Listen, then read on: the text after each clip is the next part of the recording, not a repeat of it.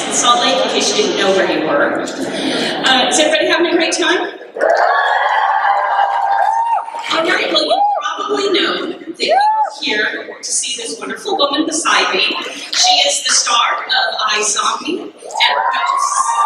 And now I do have to just let everybody know, there's this little teeny thing called the SAG-AFTRA strike going on right now. And so Rose may not be able to answer some of the questions, so I'm going to ask you to put your creative caps on, get some really, really interesting questions going for her that won't have anything to do with previous, current, or future projects. Should be kind of going on. Sorry. All right. So, Rose, welcome. Thank you. It's my first time in Salt Lake. I'm loving it here. Really, everybody's so nice, so warm and hospitable, and yeah, thank you guys for having me. Who here is from the area? Yeah. I want to come back when I get to explore like the parks, you know, like the national parks. My brain just fell asleep for a second. National parks and some of the wilderness. It sounds beautiful. Yeah, it is. Now, I don't know if anybody noticed, she's talking differently than we're used to hearing her on TV. I talk funny. So, Oh, good. You're from New Zealand? Happy? Oh, cool. I was about to start with Kids Media, where I was going to leave you. Kids are quite, oh, you're good. You're good. shut up. So I want to know, we always think of when American actors or actresses go out and do a film that's in England and they come up with this English accent. You're doing an American accent. I mean, how hard is that? Is that more difficult? Because you as a New Zealander, by the way, she's from New Zealand. So you as a New Zealander, is it harder to do an English accent or an American accent? I've definitely done a lot more American accents. I feel like in New Zealand we grew up watching so much American and British film and television. Like most things that I've watched growing up had an accent. So I started when I was very young. I started working on a show when I was about. I wasn't working. I was doing like one day on my school holidays, kind of legal work. But in a show where I had to do an American accent, and it was terrible then. It was like my 4-year-old. I remember the line was. The first line I had to do was, "Mommy, Mommy, Daddy's home." And when I watched that mysterious show that we won't talk about later, I watched it like 10 years ago or something. Someone showed me and said, "Mommy, Mommy, Daddy's home." It's like a terrible accent. I thought I nailed it. But the thing is, when you're a local hire in New Zealand, there weren't that many kids who could do it at all. So I was kind of the best of a bad bunch, and that's how I got where I am. Now, since you talk about being, starting off as a child, how young were you when you first started acting? Well, I find it's so funny talking about working as a child because it makes my mum sound like some stage parent, which she very much wasn't. My brother got scouted in a bank when he was about 3. He was very verbal. He spoke a lot when he was a little kid. And he was like playing with one of those toys where you slide the beads over and talking to himself, and some casting agent or somebody was in there and was like, "We've got this commercial and we really need a little kid, would he be interested?" And at the time my mum was like, it means he can go to extra soccer lessons or do something, and she just sort of thought it was harmless. It was like, okay, you can go and do this one little commercial. And then it sort of started a slippery slope where he was very sought after, and we were only ever allowed to take, when I was born, it was like I was just around, and people like literally there was a short film, and they're like, "We need a baby in a scene," and I was like a baby on somebody's head. But my mum the whole time was like, "I really want you guys to stay in school," and she was sort of, if anything, trying to dissuade us from it actually a lot when we were kids, and I was just very persistent. And my brother stopped enjoying it so much when he was 12. He was like, "I want to do music instead," and I was like, "Great." And I was like, "No, I really like this," so I just kept. Again, doing a week, a year, I would probably do on some project, but it was always really exciting. There were these big American productions that came to film in New Zealand, and just felt like fun and different. And I did ballet and I did other things, so it was just like another hobby. Well, I'm glad you said that about your mother, that she didn't really push you into it, because I was about to ask, were they like, "You kids, you got to pay your way, you can get out there, start earning some money. No, and my parents are not like, they're not performers, they're not sort of interested in show business. They're so supportive of me, and have always been like, you know, especially as an adult, they're just really proud and encouraging, but they do not place any like value in this particular career that I've had. They're like, what do you do? But they are very artsy, aren't they? So you kind of come by your talent naturally. Well, my family are definitely all in the arts. Like my mum is a sculptor and a painter, and she can kind of make anything. I always just like my role model. She can like upholster couches and just do stuff. And then my dad is a photographer who worked at like the local art gallery for 35 years or something. So I grew up with very artistic parents, and my brother's musical. And I always thought it would actually be a lot harder if I'd gone to them and been like, guys, I want to be a lawyer or like a doctor. They would have been like, are you sure? You want to follow your dreams. And but no, I mean, they're cool, they're chill. They're very laid back people, and they've been really supportive. My brother does work in like logistics and planning in a really sort of very corporate kind of position, and they're super supportive of him too. So we got like really lucky with family.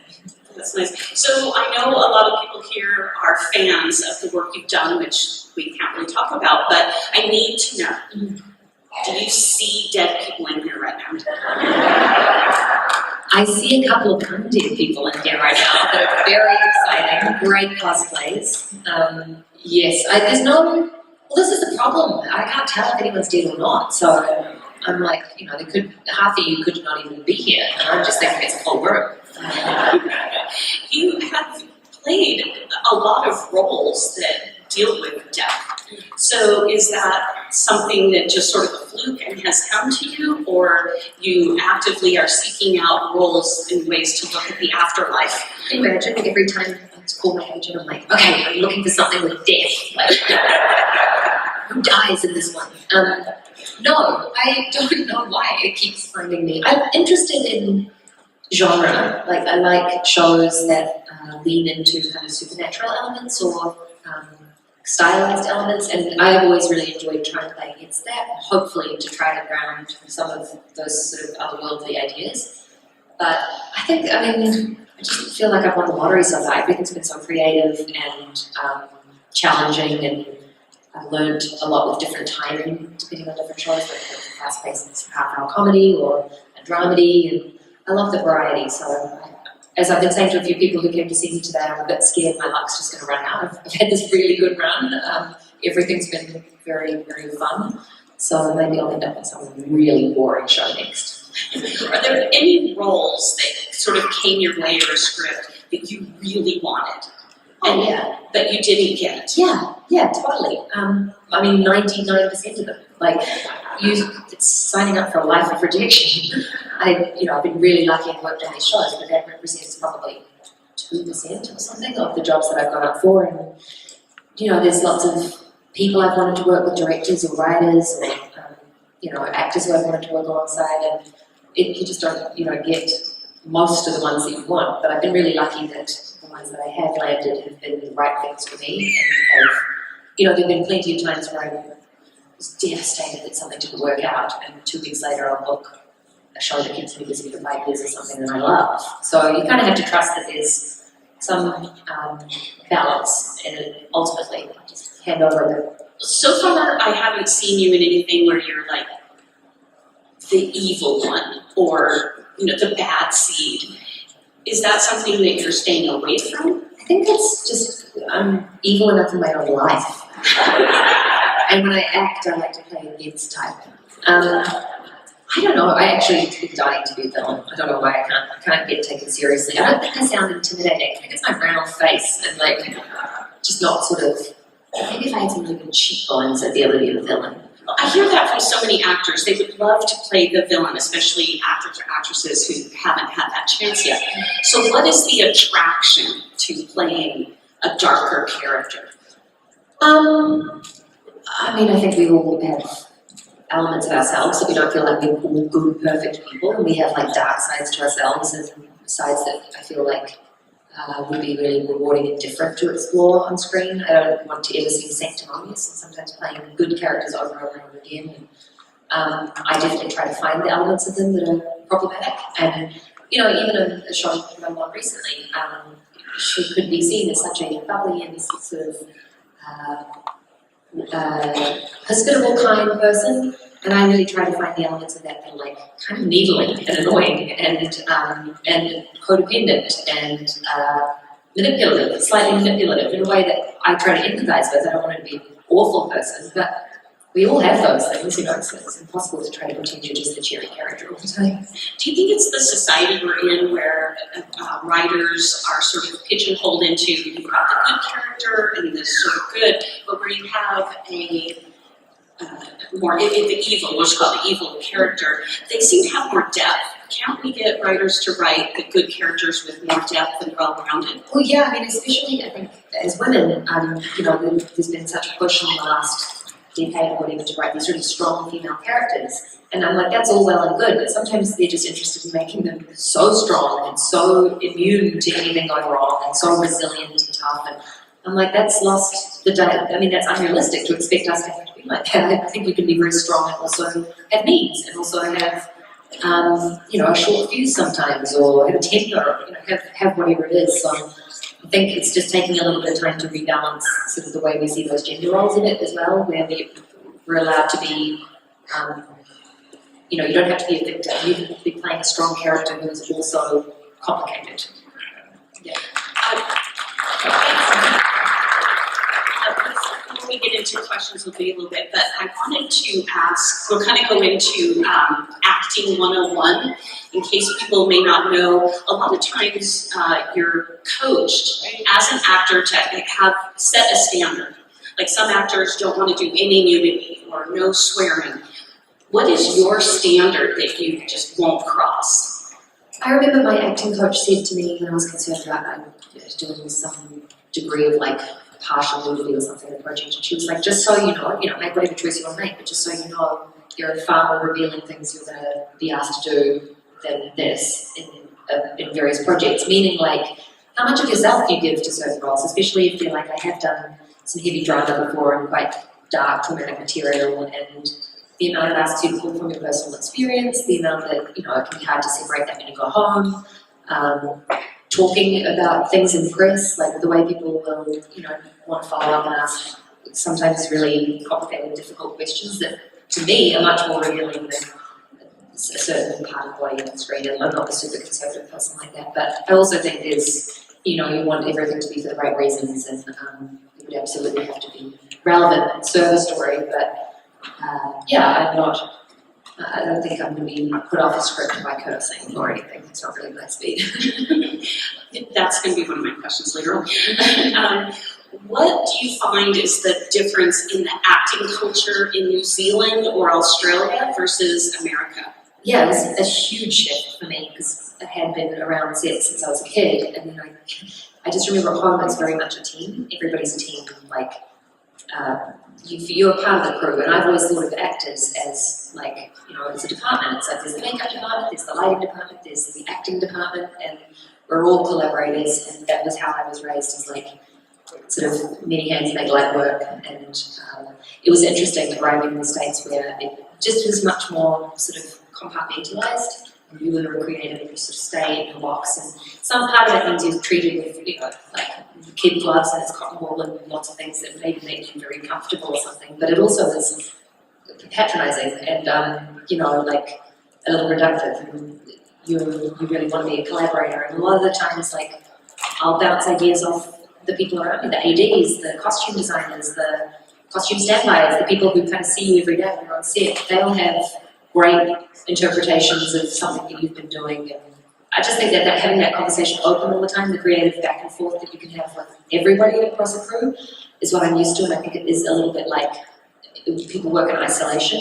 So that was just, I think it's just the size as well, you know, coming from a small country with a small industry where everybody knows everybody. There's sort of a license to speak in a certain way where the bigger it gets, the harder it kind of is to feel familiar. So that was a little daunting. But the more you're on a project for years and years, the more you do build that rapport. And I've been so lucky in various shows to do sort of long stretches now on shows, and that I like that. I like the teamwork side of it. I'm just not interested in working independently. Have you done any directing? I have. I really love directing. Yeah, I made a couple of shorts, and I'm very interested in directing various shows now. So that's been something, yeah, I'm very drawn towards. Okay, now as a director, because the Directors Guild is not on strike, what can you tell us about your future directing projects? Well, nothing. I can tell you that nothing is lined up right now. No, I have had my hands kind of full with some other stuff. So, but I would very much like to do that, and I like working as a director who collaborates, like to sort of speak to what I'm talking about. Even more is, you know, you have this whole giant team full of resources and ideas and opinions, and sometimes it's just bizarre to me that somebody thinks they can sit at the top of like quite a closed vision and not utilize it. Like on a selfish level, I'm like, why would I think I have all of the solutions when there's 180 people I could be asking who could bring any number of ideas to the table. So I like working like that. I've had really good experiences the times that I have directed, and I hope that's something I get to lean into a bit more in coming years. Okay, so I'm going to go back to Acting 101. I want to bring in a questionnaire that was first made famous by a French TV presenter, and his name was Bernard Pivot. So let's start off, Rose. What is your favorite word? Parapluie. It's a French word. Yes. What's your least favorite word? Moist. A lot of people's least favorite, right? What turns you on? Integrity. What turns you off?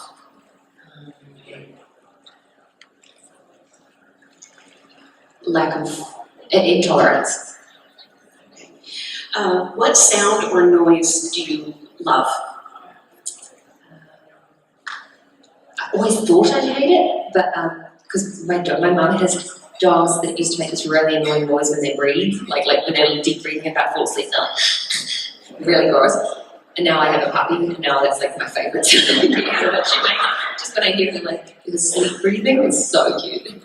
What sound or noise do you hate? My mum's dogs. What is your favorite curse word? I mean, what's our youngest audience member? Maybe we can do the G-rated version. Start young. I think, no, my favourite. Oh, you know what it is? It's bloody, because we just throw it on everything. It's like in New Zealand, it's like Brits. We just bloody this, bloody that. Oh, bloody good to see you, bloody. It's just it's so versatile. It's like it was bloody awful, but like it's such a bloody good day, you know. So I kind of like that. It's thrown around.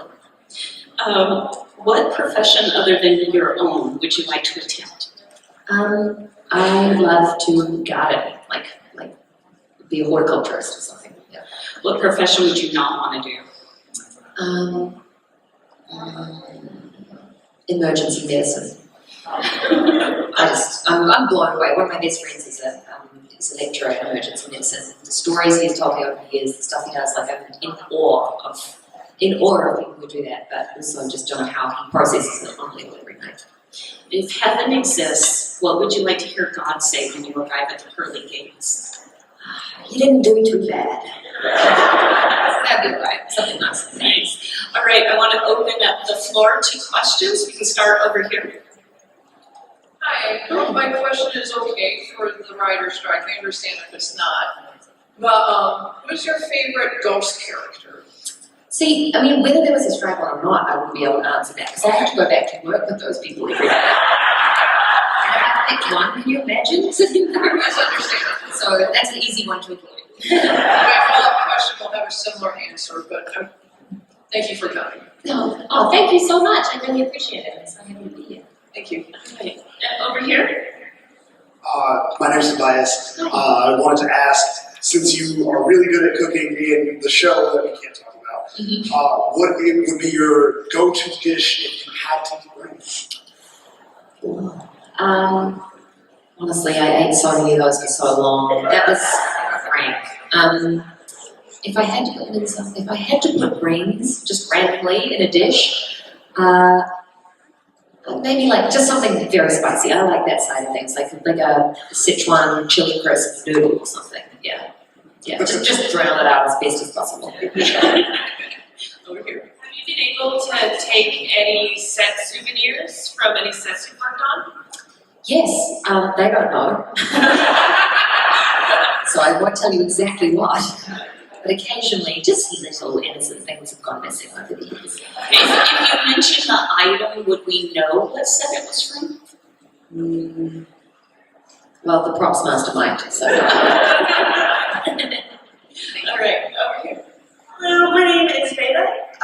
My question is, in the show set in Seattle, it seems like you're always wearing heels a lot. Did that bother you to always have to see you wearing heels, or?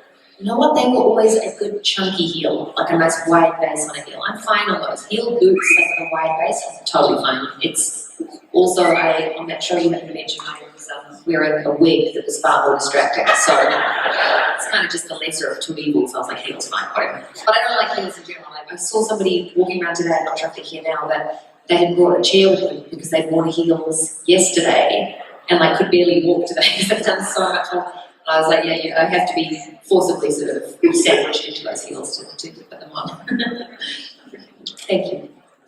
Hi. So also in the Seattle show, you did a lot of like different personalities and characteristics. Are there any that stick out to you as being like, difficult, challenging, or were there just really fun ones that you had a good time with? Yeah, I mean, I probably can't talk in particular detail about which ones stood out to me, but I think what I loved is just the variety. I've been so lucky in my career so far to just work across so many different genres and in playing very different kinds of personalities. It's like a dream. So I think that was, that show you're talking about was a particularly good experience of drawing something different out of the hat each week, and I don't think I'll ever get an opportunity like that again. Thank you. Over here. Great, welcome to Salt Lake. Thanks so much for coming. Thank you. It's a great place. You should really check out some national parks. With Yeah. hiking, skiing. We're getting snowed right now, so Is it snow in the mountains, yeah. in Park City? I don't know about Park City, but for sure Snow Basin and Alpha and Cool. some of the other spots. But anyway, you can check it out. But my question actually is about AI. I was curious if you're paying attention to what's happening in AI and what your thoughts are on it, both related to your work as an actor or as a director. Yeah, I'm thinking a lot about AI just in society. And like, it affects my job, obviously. There's a lot that people are fighting for a very valid strike right now to try to protect because our industry is very at risk.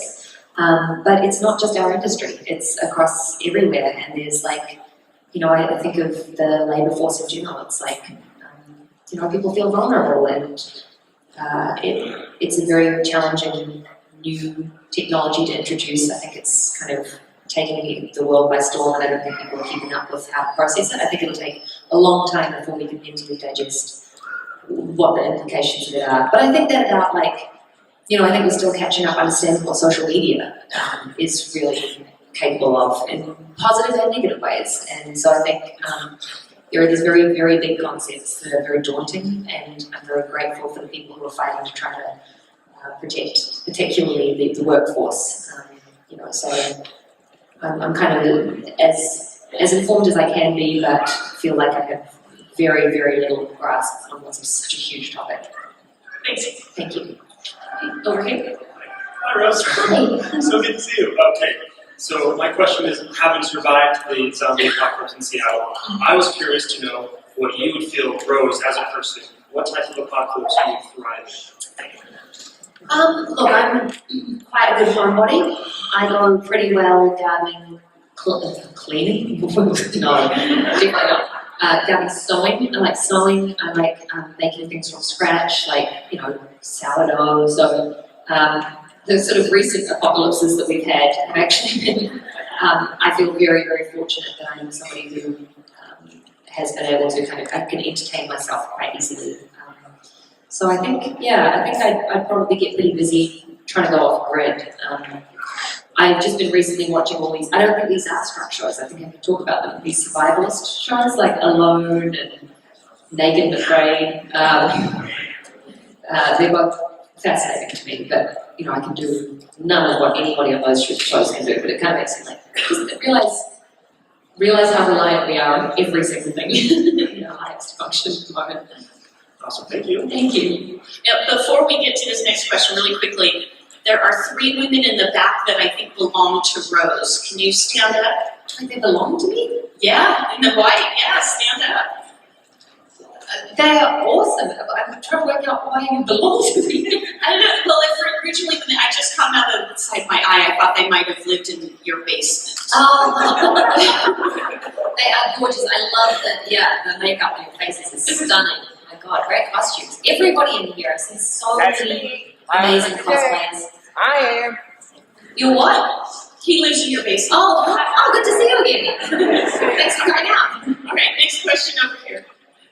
Hello there, Rose. Hi. So my question is, what do you remember most about your experience learning how to do ADR for that show you did where you had yellow spandex? Yes. I know it well.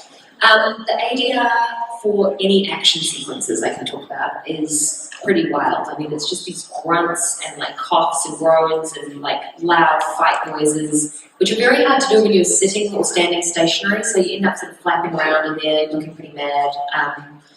ADR. I think the most awkward ADR. So for people who don't know, it's additional dialogue recording. I think is what it stands for. It's like when after you shoot a show, you go and you pick up lines that weren't necessarily recorded very well on the day or whatever. Or they might introduce a few more lines that they decided to help sort of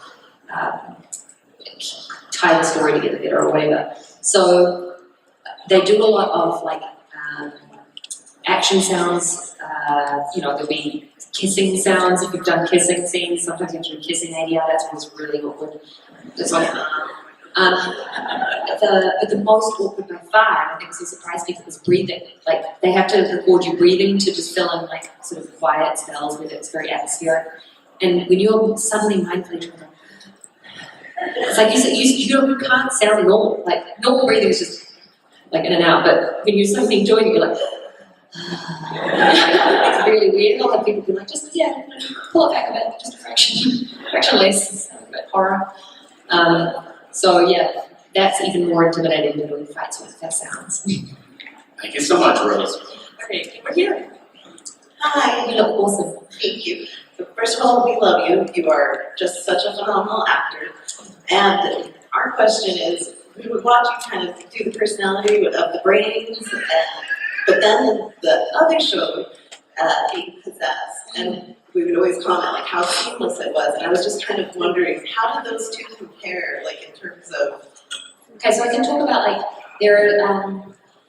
as an actor, if you're impersonating a character if you're playing a character that you've made up, then you really get to kind of invent yourself. Even if you're playing multiple characters and you're possessed or whatever, if you get to make them up, there's a certain freedom around, you really get to serve exactly what suits you, and you can be selfish.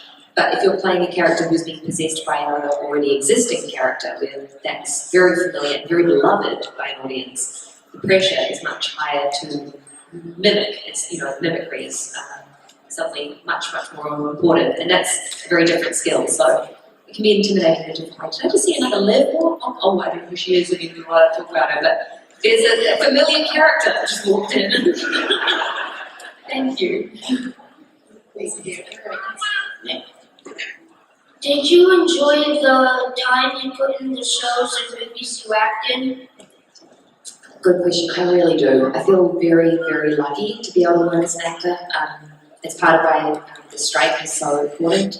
Is to be able to keep this job being something that people love and really fortunate to do.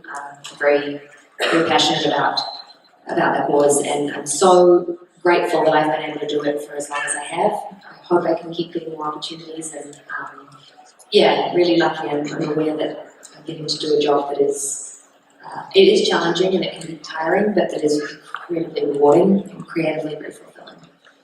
Thank you. Next, over here.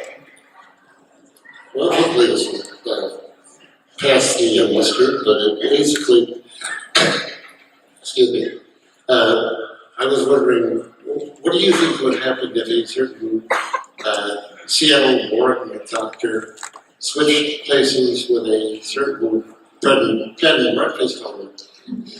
Yeah, I don't know if switch places would happen, but there have been all sorts of conversations. When I work with people across various shows who I get along with well, I want as best as I can to bring them all together as often as possible. So I've been fighting to get some crossovers happening on various projects for a long time. Thank you. Next. Hi, I was just wondering what your favorite musical was. Singing in the Rain. I love singing in the rain. What's yours? Wicked. Oh, that's another brilliant musical. Yeah, nice. Thank you. Alright, Morgan? Okay,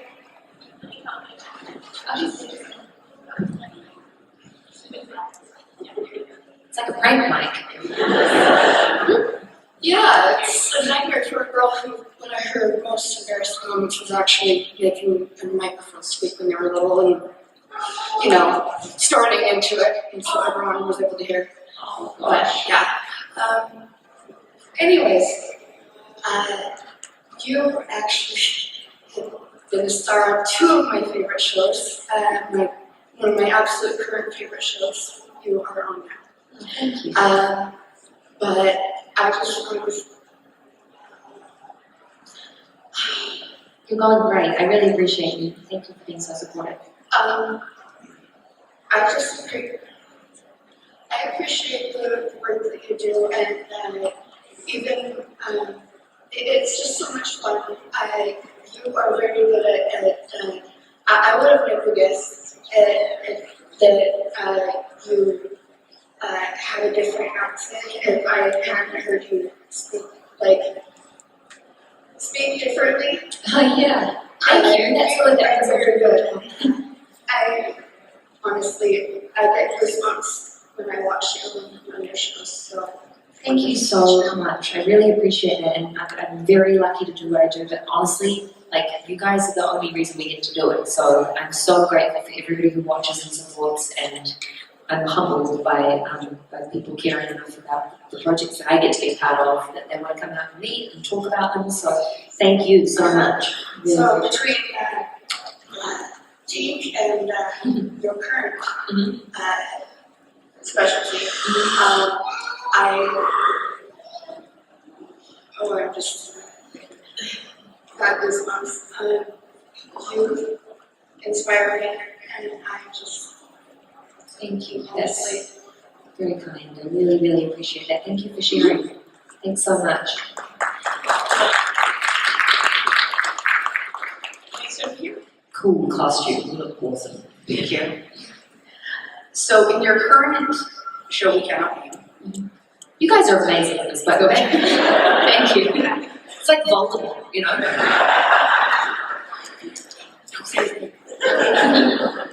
there are a lot of big personalities in the show. When the camera is not rolling, who has the biggest personality? They're even bigger when the camera isn't rolling. Put 10 actors together in general, and it's not conducive to like a quiet work environment, I would say. But it's great. I mean, I feel so lucky. The ensemble that I'm currently working with, the ensembles that I've worked with in the past, like, it really makes or breaks when you enjoy an experience with the people that you get to work with, and the amount that we make each other laugh, and you know, and everybody's different. There's different model. Like, there's the people who are kind of you know, big personalities and then get exhausted, and then there's the kind of quiet, funny people, and then there's the people who are like really great to go to for advice, and it's like family. You kind of find all the different relationships you have. And what's nice, I had a small family, we're really close, I love them, but I always wondered in a bigger family what it's like to, you know, when you're sort of not feeling like you're particularly connected with one person, be able to tap into something else. And yeah, it feels very much like I'm working with all my cousins or something like that. So can I ask a follow-up? Sure. Which one makes it take the longest to do your takes because they keep cracking everyone up on set? Well, I won't speak about any particular show or any particular actor, but I will say, just as a human being outside in life in LA, when I'm hanging out, Brandon Scott Jones is an actor who I happen to know. And he happens to play a revolutionary soldier on something sometimes. Well, I think I might have heard it somewhere. Pardon me? I think I was never heard that show. Yeah, but he's probably the person who makes everybody laugh the most. Actually, just as an actor, genuinely as an actor that I've worked with ever. So I can say that's across projects. Yeah. Thank you. Thank you. Hello, Rose. Mike Booker and I, who's dressed as one of your characters, are big fans of your work. I had the pleasure of meeting one of your co-stars, Devin Long. Considering he's hysterical, I know that you have a phenomenal cast with you. What I did want to share, it's not exactly a question, I know it was above and beyond your control. A lot of people were disappointed that somehow you or one of your co-stars weren't part of the Crisis on Infinite Earths crossover, considering everything from those producers was connected. So I know that was beyond you, but yes, it was a little bit disheartening not to see you or what you know. Aw, that's so good. Thank you. Thank you. Appreciate it.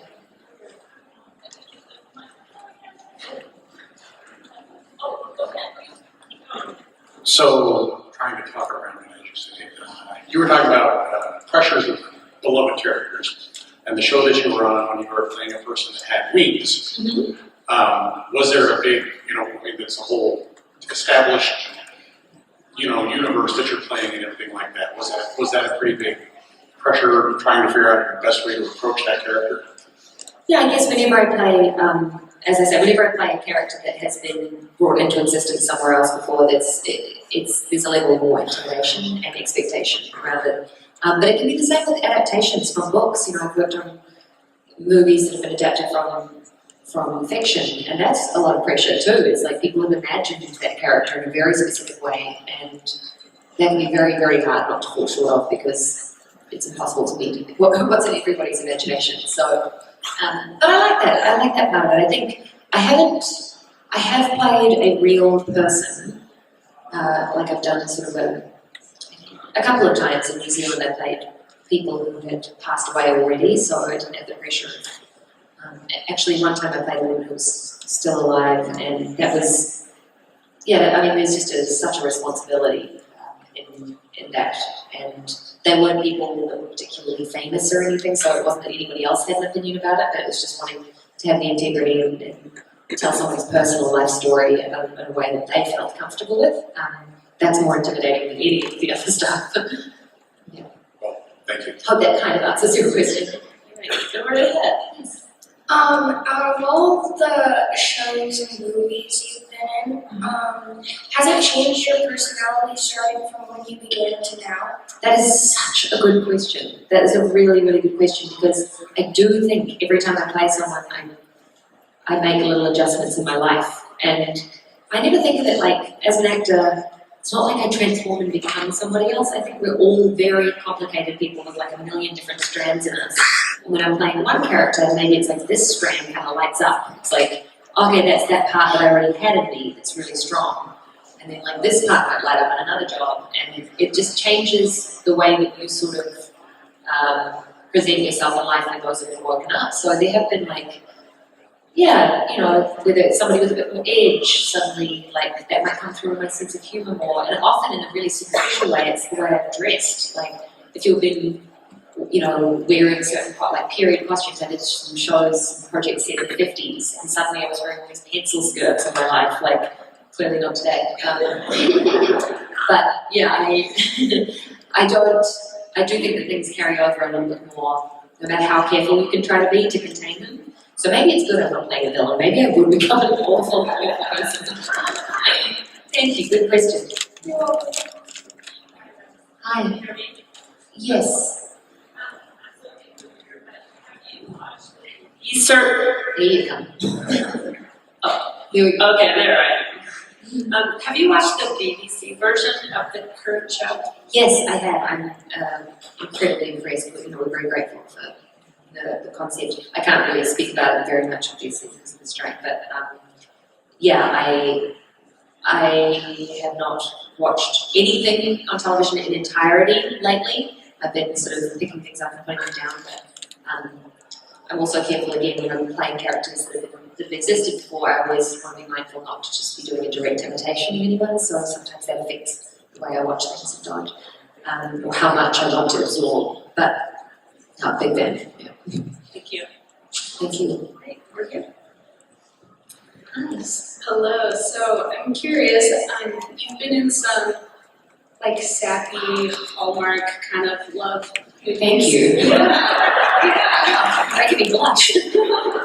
But you've also been in just like non-Hallmark ones, so like normal movies, I guess. Yeah. And so I'm kind of curious, like, what is it like being in like the sappy Hallmark versus a regular? Like, what's the difference? What would you prefer? Any fun stories? It's such a funny question.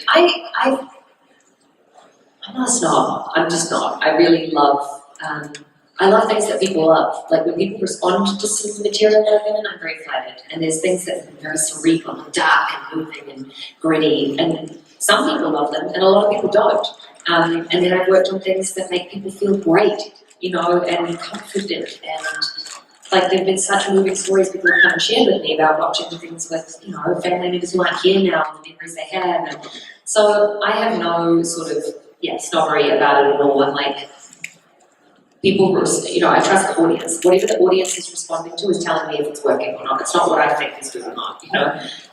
It's whether people actually resonate and want to watch it. So I feel really lucky to have worked in various different things across like all degrees of credibility and earnestness. And I quite enjoy now. Like I think the more secure I feel, don't get me wrong, I'm plenty insecure, but the more secure I feel, the more I can kind of, I'm not afraid of being reduced by anybody. I'm like, okay, I know that I'm capable of playing all sorts of different roles. And this is one that makes sense and makes people feel good, then I'll play that. It's great. It can also be a great challenge to work on something that could be seen as a bit saccharine or something, and try to find the parts that are funny or push against that or surprising. And you know, I think we did that. I think there's reasons that some of the projects that I've worked on that could be called corny have gone really well compared to some of the sort of passion projects that I've been part of. Yeah, hope that answers. Thanks.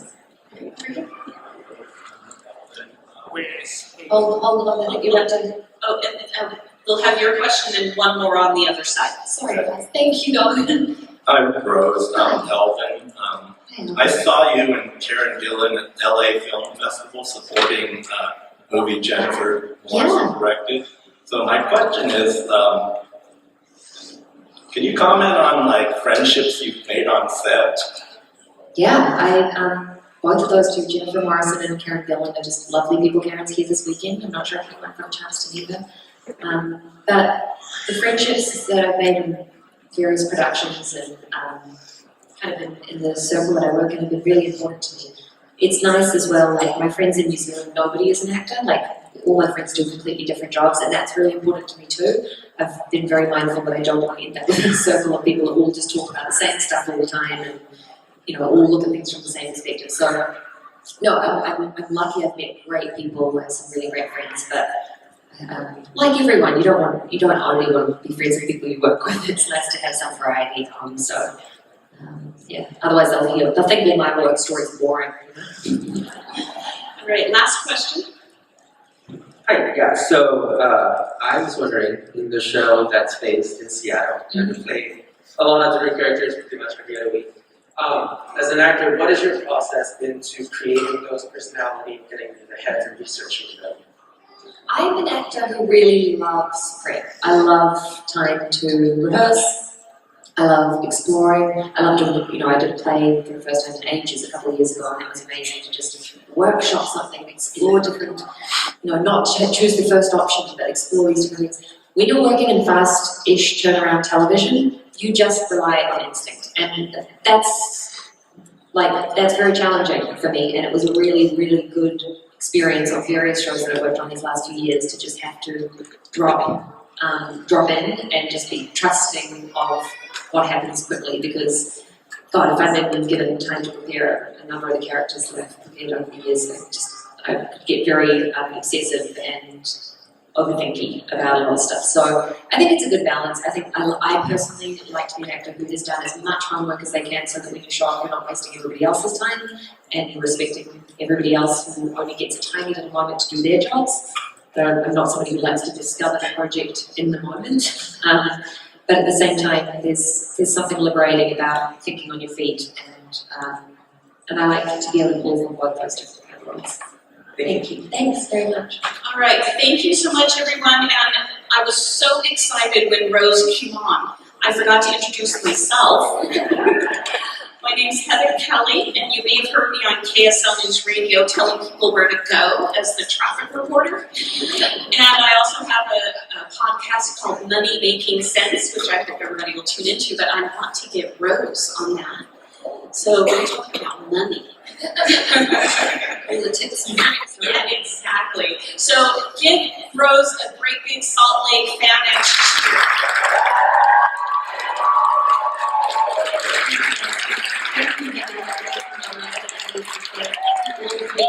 An understanding of the given strengths and the situation. We're so grateful.